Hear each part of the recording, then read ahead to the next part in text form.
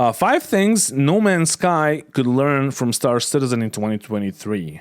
Is there? It's by Kanaju. Is there like a reverse video? Things that Star Citizen can learn from No Man's Sky, because No Man's Sky is an actual game at this point. Howdy friends. Now, don't be alarmed by the title of this video. I haven't lost my mind just yet. No Man's Sky and Star Citizen are very different games indeed. But they share a common thread of seamless space exploration. While Star Citizen's there is no exploration in Star Citizen. obsession with realistic detail and immersive simulation might seem like the opposite of No Man's Sky's procedural generation and arcadey gameplay, they're still like two sides of the same coin to me. I'm Kanaju, and these are 5 things No Man's Sky could learn from Star Citizen. Now don't get this twisted. I don't want No Man's Sky to become Star Citizen. I love No Man's Sky. I love its retro-futuristic aesthetics. I love its bright colors. I love its borderline magic approach to sci-fi. And I love that I can play it on my PS5. Looking at you, Elite Dangerous Odyssey. Explore your bank account. I watch a lot of Star Citizen content on YouTube. And even in its unfinished state, I find the verse has plenty to offer fans of simple space exploration. Like me.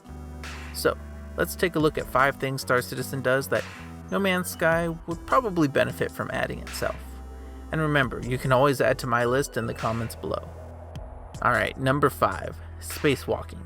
Zero-G gameplay. What? No, don't learn from Star Citizen, because it's really bad. EVA is like one of the worst things in Star Citizen. You know what I'm talking about. No Man's Sky players have been requesting the ability to exit our starships in space. Oh, you can do that. Okay. Released. And while the game doesn't have any give the players what they want outside of our ship, Star Citizen shows us what could be. Entering space stations from side hatches, boarding enemy ships, and exploring derelicts. Not to mention exterior repairs. What's interesting is that do that, but not the way Star Citizen did it. No Man's Sky is already flirting with the concept. You can walk on the exterior of frigates to make repairs, and your freighter base now allows you to exit the airlock and walk across the exterior. You can even jump off and land on a planet safely, if you know what you're doing. We may not have starships large enough to board, but moving between frigates in Zero-G would be fun. Space stations would obviously be a pain in the ass to enter from a spacewalk, but the derelict freighters we already find in space actually have explorable interiors with destructible walls. You just can't fit your starship in them to explore at the moment. Imagine if you could exit your starship and just search the derelict freighter for yourself. Now, I understand the amount of scenarios they would have to account for in order to make this, viable. What if a player enters a black hole without a ship? This is so hard to do, like especially entering bigger ships. I mean, it's not impossible to do. There are games that did that. Space Engineers, for example. But it's all about like object containers. Well, I would say insta-death in that case. So they will need to or what if basically pokes the eye of an make that for No Man's Sky if they don't have that already. What if a player enters a relic gate without their ship? Well, you get the idea. Giving players the ability to float on their own would introduce a new scale to space, and could introduce. And also, it's super scary when you're in deep space, and you exit your ship, and you're just floating around there in Star Citizen. It feels like you're in the middle of like actual you, like not the player, not the avatar, but like you as a person. To me, it feels like I'm like floating in the middle of the fucking sea, and like the only thing that you can see under you is darkness, and it's like scary but beautiful at the same time. For exploration and salvage. Not to mention, it would be great to not instantly die if I fall off my frigates. Number 4. Gas Giants. This is another request players have been making for years. Before Star Citizen added the floating city of Orison, Crusader demonstrated how a gas giant might function in No Man's Sky. Devoid of any points of interest, deadly to fly into, but imposing and majestic from a distance. An example of something like this already in the game are the planetary rings that were added in No Man's Sky Next. They're huge, variable, and you can even fly through them. They add to the fantasy of space and the variety of planets without actually affecting gameplay in any way. Of course, it'd be cool if they had unique resources, sure, but honestly, they don't need to do anything. They just need to look cool. And I would say it's pretty much the same for gas giants. They just need to look cool. Maybe they can have orbital platforms collecting Not gas really. You gotta have or some gameplay maybe their on them. moons are extra cool or something, but regardless, gas giants are something I'm pretty sure many players would love to see added to the game. Number 3, planetary dungeons. Yes, I know. I never shut up about planetary dungeons. But you know what? No Man's Sky has that. has incredible procedural dungeons in space already. Okay. They combine survival, combat, lore, loot, and most importantly, exploration into one unique experience. We just need something like that on planets. In this regard, I actually think No Man's Sky is a little bit ahead of Star Citizen at the moment. However, Star Citizen does have occupied caves and underground bunkers, which Caves are dog shit, sorely need. honestly. Not the ones that we just got. I haven't visited those because I didn't want to bother finding one. But bunkers, seriously? The copy-pasted bunkers around the verse? No. This is also AI inside of them? No. You may ask? No. 2 reasons. Firstly, Caves are that sentence. From what I've heard from you guys is that in 317, if you go into a cave and you try mining or whatever, I forgot, it will crash the server. It actually happened to me in 318. I was playing with a friend off stream, and we tried a cave mission. It was it's so bad looking. It's so it's disgusting and annoying. And then I tried mining and the server crashed. I don't know if it was because of me or whatever. hide the layout of the building from the player, so they don't know what to expect. No Man's Sky is worth to... No, is that a question? No Man's Sky worth to buy at $30, even though Sean Murray, I guess that's the lead dev or whatever, lied when the game was released with nothing promised. I mean, that's why I didn't play it up until now. And a couple of days ago, I was streaming it, my first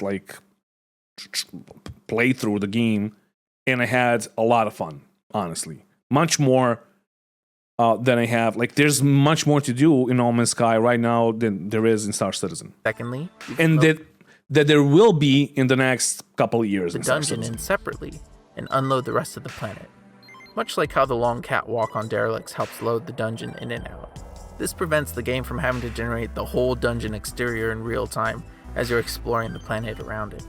Good for performance, in other words. Thirdly, it keeps it hidden, which makes finding one even sweeter. Wait, actually that's 3 reasons. Regardless, the possibilities for these in No Man's Sky are endless. Ancient underground ruins with booby traps, underground facilities with robotic security, or caves, natural caves filled with dangerous wildlife. I know I've mentioned this all before. Planetary dungeons, they're good for exploration and would help to recontextualize the scale of the universe. When you land, stop into a building for 50 seconds and then take off, it's easy to forget the scale of the planet and the universe you're exploring. I remember when Desolation first released, I spent 30 minutes, in the cramped environment of a derelict freighter, and then when I re-emerged into the infinite expanse of space, I felt like I understood what made No Man's Sky special again. It's a game with huge, expansive areas to explore, but it also has the ability to tell small, intimate stories when you slow down and focus on one area. Funny enough, that's something that Star Citizen also handles pretty well. Number 2. Really? Does it? What stories, though? Also has the ability to tell small, intimate stories when you slow down and focus on one area. Funny enough, No Man's Sky worth? Yeah, it is. At least that's my experience. I know that a lot of guys love it right now. A lot of my friends actually play No Man's Sky a lot, much more than Star Citizen. And all those guys that are my friends that I'm talking about, we met in Star Citizen. And they're playing No Man's Sky more than Star Citizen. And that should tell you something about the state of Star Citizen and No Man's Sky. I tried it, and there is so much to do. I'm gonna say that I skipped through some progression because I had a guy join the chat, and he just like found me in No Man's Sky, built a fucking base for me, gave me like a thing that's like 16 million, so I sold it and I got 16 million. So I skipped progression, although I didn't play after that because Sons of the Forest is fucking amazing, and I want to play that game now. But yeah, try it. If you didn't try it, try it. And also handles pretty well. You said that it's $30. Number 2, Star. It's getting updates. Like the last update was maybe a week ago, and all the updates are fucking free. So yeah. Specialization. Now, I know plenty of you would ask for starship interiors. The interiors of Star Citizen spaceships, second to none in my opinion. They're full of thoughtful details and functional purpose. However, they also take a lot of time. It's not a sim. Like Star Citizen is not a sim either. A lot of money and a lot of personnel to make. And these larger ships wouldn't fit the scale of No Man's Sky's existing ports and landing pads. So, I wouldn't even think about that.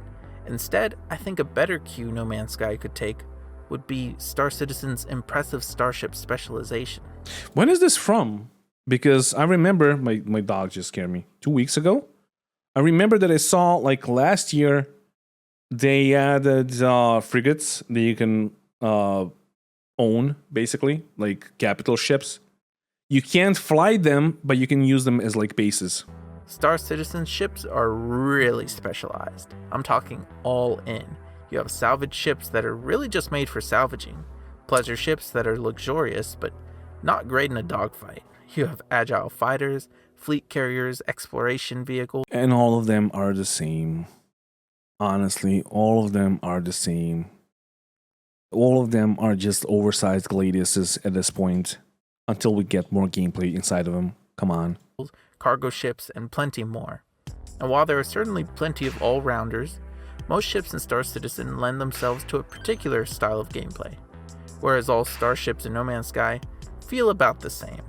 Sure, haulers are slower than fighters, but you could take a shuttle or an explorer to hunt down pirates without a second's hesitation. Heck, I used to use a hauler as my primary exploration and combat ship. I'll be real here. Honestly, I think it's I'm a bit frustrated and sad that Dual Universe is like on life support at this point. I don't know, that game is pretty much dead because like Dual Universe was supposed to be that game because you can make whatever ship you wanted to, but the whole system that they made for like building is so jank, is so bad that like people just don't want to play that game. So we gotta play. It's my dog. We gotta play like No Man's Sky. We gotta play Star Citizen, etc. Dumb. I think starships should come with trade-offs. Poor in some situations, but perfect for others. For example, exocraft can already scan for specific structures on a planet, but why couldn't an exploration vessel do the same? It could be a piece of tech only installed on exploration-class starships. And this has precedent as the new solar ships added last year feature Vesper sails, which improve pulse drive efficiency by 80% over other starships and automatically recharge your launch thrusters. That's unique to just that class of starship. Living ships too have unique weapons and fuel sources, so having specific tech for specific kinds of ships is already in the game. So, for example, haulers should have more storage capacity than other ships. Right, you would think, but they don't, which is kind of dumb. So if players want every ship to have max storage because, it's convenient, fine. So then what do you do for haulers? Well, they could have additional shields. I'm talking special shields. Much like how the personal shield on your multi-tool can block all incoming fire, but only from a specific direction. Imagine if haulers could activate a similar shield on their rear to aid in escaping conflict. Or, if you're interested in fighting off attackers, maybe haulers could mount an auto turret to make up for their poor I gotta try X4, making it more of a tank, honestly. Right? And that would only be installable on haulers. Fighters might be able to install weapons that other ships can't. Shuttles could be the generic all-rounder in this instance, Or maybe to make up for their low stats, they have special inventory slots that aren't scannable by pirates or sentinels, making them good for smuggling. Heck, even exotic ships could have something unique, like the personal cloaking device, but for your ship, allowing you to escape combat. You know, the kind of tech that wouldn't be available to most starship manufacturers. And these are just basic ideas to differentiate ship types. Playing with a different ship should give you a different experience. We can own 9 ships at this point, so outfitting one of each kind isn't an issue if you want to swap them out for different missions. Now, I know people already favor fighters for combat, and explorers and exotics for their warp capabilities, but realistically, it doesn't actually matter all that much. It's more of a min-max thing, if anything. Adding in more specialized tech, and importantly more specialized weaknesses, would go a long way to making actual gameplay. I mean, how can, like, this whole segment here is sure, buddy, but also we don't have that in Star Citizen. So what are you talking about? More satisfying, not just, stats. Not to mention, fighting AI with these varied abilities would also improve combat. Imagine you're playing as a pirate, right? And you're trying to attack a hauler, and it activates its special shields or an auto turret. Or imagine there's a pirate with an exotic ship, which has stealth capabilities.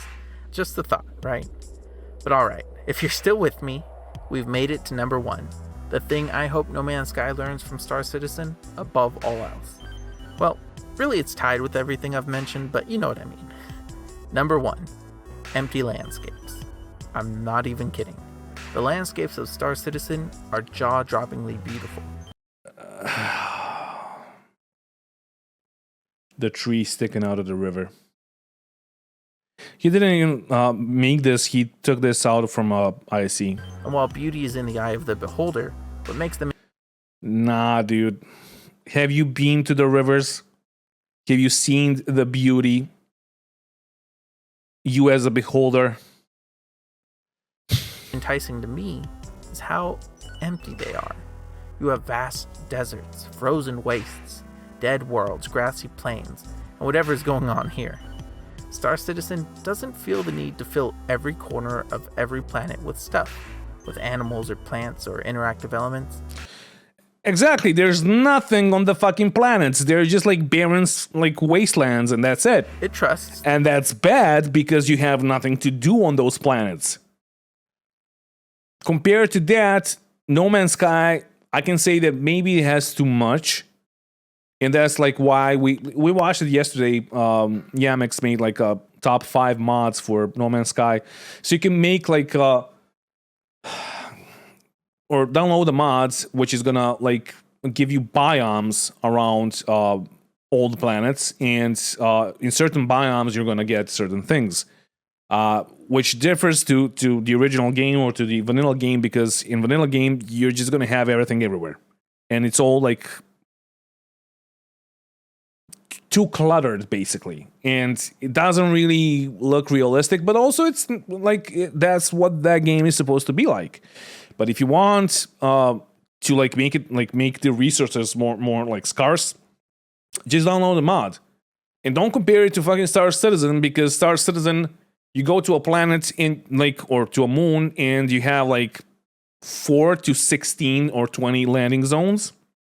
And that's it. And like, that's everything that you can do on that planet. You can land, you can maybe do a couple of missions, and that's it. Or a moon, not a planet, but a moon. And like, most of the moon, which is fucking huge, is unused. That you'll visit points of interest not cool. When you're looking for gameplay. So it's free to create a wild landscape or interactive elements. It trusts that you'll visit points of interest when you're looking for gameplay. So it's free to create a wild landscape where aesthetics come first. Now, don't get me wrong.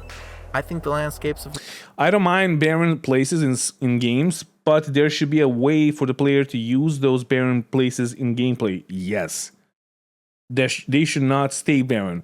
It's either like you making hubs or making like smallish bases for you. But like, why would you make a base on a moon right now in Star Citizen? Like, there's no point. The only reason for that would be if you're doing something in that area on that certain planet or moon.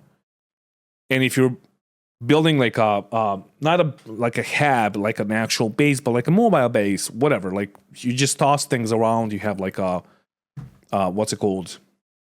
A lamp, a torch, and that's it. And that's all. That's everything that you need. A couple of crates, some like equipment, and then you go and do what? There's nothing to do. So if there was actual exploration, if there was like hunting in the game, even fucking fishing, honestly, at this point, if there was something to do on those planets, that would be cool. But there is not. No Man's Sky are Something also temporary, drop-dead yeah. gorges, and there are also dead landscapes and grassy plains to discover here too. However, the distribution of assets like trees and rocks are pretty homogeneous across planets at the moment. Whether you're on top of a mountain, in a valley, near the ocean, or in the middle of nowhere, you're gonna get the same density of trees, grasses, and rocks. If Star Citizen wants to do 100 systems, 100 times the size of the current game is what you will have to download for that shit. That is not true. That is not true. Because you're not going to download the whole model of the whole planet or a moon. And you're going to like, what you're thinking is like you're going to download all the empty space and you're going to download all the asteroids and you're going to download all the planets, etc. That's not the case. That's not how it works. So how it's going to work and how it works right now with the planets and all of that, you have textures, you got to download those. You have like assets, you got to download those. But the whole like planets and planets tech and the whole like coding to like to client side is done like with planets is done by like what's it called? I'm trying to remember the name. It basically just like remembers the levels, and in the sense of like, okay, this is high, this is low, this is connected in that way, and that's it. It's not like you're not downloading the whole asset of a planet. It's just like levels, height maps. Thank you, Zap. So I was first one to remember. So height map, and you have textures and you have assets on that, and that's it. So it's not gonna like be 100 times more to download. It's gonna be basically the same. Like the assets and the textures and all of that, that's gonna add to the download. To the amount of the megabytes or gigabytes that you gotta download on a single planet. And in fact, I don't think No Man's Sky needs that. A planet is an equation, yeah. However, doesn't take a lot of memory. I do wish we had planets That's with true. less to do, if only for variety's sake. In real life, I love visiting the desert. I love the quiet stillness of the landscape. I love finding little patches of trees and canyons. However, when I land on any desert planet in No Man's Sky, it's always covered in millions of plants and animals. Now, I understand tropical planets should be full of life, but every planet in the game is covered in life. With the What do you mean, why not use wormholes for server switching? That's exactly what is going to happen with server meshing. You're going to have a server for Stanton, and you're going to have a server for Pyro, and then you're going to have a server for like switching, for like the wormhole, because there is like a gameplay when you like miss your jump and you drop out of the wormhole, and you're just like dropped in the middle of nowhere. So that's why they need like a different server for that, and but that's how it's going to work. Exception of rare, low For the start. atmosphere planets. When No Man's Sky first launched, it was full So your computer client side unpacks the equation. That's how it works, to a degree. Yeah, basically. of planets ranging from empty deserts to lively jungles, and I loved it. After all, alien life should be a special thing to discover, and different types of planets should offer different experiences, not just a reskin. A jungle might be rich in organic resources, while a desert is rich in minerals. However, after launch, players complain And of course, about like some empty planets space being is empty space. It's just like points in space. So assets are the things that need to be downloaded, that need to be loaded. But empty space between planets and all of that, that's just basically just empty space. boring, And which led Hello Games to overcorrect, it's nothing. giving us a universe of homogeneous planets, every single one bursting with life. And the calculation is done on like server side. Your client is sending your coordinates to the server, and then the server knows where you are, but there's nothing there. Like the only thing that you have to download, of course, is going to be the, what's it called? Wallpaper, not wallpaper, fucking skybox, and that's it. This had the opposite of the intended effect, as many longtime players now complain that all the planets are boring, since there's functionally no difference between any of them. It's the same with the clouds, trees, with the new rocks, cloud and tech. animals differ, but you're going to find trees, rocks, and animals on every planet. And The more ships we distributed have, in the same ways. Luckily, rocky biomes were added with the bigger Origin, the game which is going to be on your sort hard of fill drive this or need, SSD. but even these are still filled with animals, and the trees are just replaced with tree-sized rocks. We need quiet, blank landscapes, miles of sand dunes or snowy fields, the kinds of places that let you contemplate the universe without something calling your attention at every moment. The kinds of places that contrast with the usual explosion of life and help to make those planets even more interesting by comparison. Star Citizen's planet tech is second to none in my opinion, but No Man's Sky doesn't need to replicate it. No Man's Sky has already succeeded in many ways. It just needs a little more variation to really sell that space explorer's fantasy that we all crave. And so, as far as I know, No Man's Sky does have variation. Not in the term that he's like using the variation for. Like he's talking about like we need more barren wastelands and all of that. Sure, you have a mod for that. But from what I know, from what I remember, and you guys correct me because I'm not sure that I remember correctly. All of the like. Maybe I'm just like thinking of another game, honestly. But from what I remember, most of the alien life forms, trees, and all of that are procedural in the sense of, like in No Man's Sky, in the sense of it needs to have a head, it needs to have a torso, it needs to have legs, some way of transportation, and then like you have a bunch of like variants, and it just like chooses 1 or 2 or 4 or whatever, and that's it. Those are 5 things that No Man's Sky could and should learn from Star Citizen. And it's the same with trees and all that. None of them were invented by Star Citizen, and honestly, players have been requesting most of these for years. But Star Citizen acts as an example that demonstrates the value these additions bring to the game and to players. And while I still think No Man's Sky is an excellent game, and that its planets are in a better state than ever, I do wish we could bring back some of those quieter moments that are at the heart of space exploration. At least, in my mind. But what do you think? Would these suggestions improve the exploration experience in No Man's Sky? What other Star Citizen mechanics might work well in No Man's Sky's current framework, okay? We're not remaking the game. And is there anything Star Citizen should learn from No Man's Sky? I'd love to see. So that's how they are actually below. generated life forms. And don't forget that's to fucking leave amazing. a like or dislike for my efforts. It makes a big and difference. Like it works. It just works, and that's amazing. And if you're interested in more passionate No Man's Sky content and the occasional Assassin's Creed or BioShock video, I can use all the subscribers I can get. So thanks for your support, and I'll see you in the next. Yeah, it's a nice video. Bye. I like it. Although there are some things that I disagree on, and it is how it is, honestly.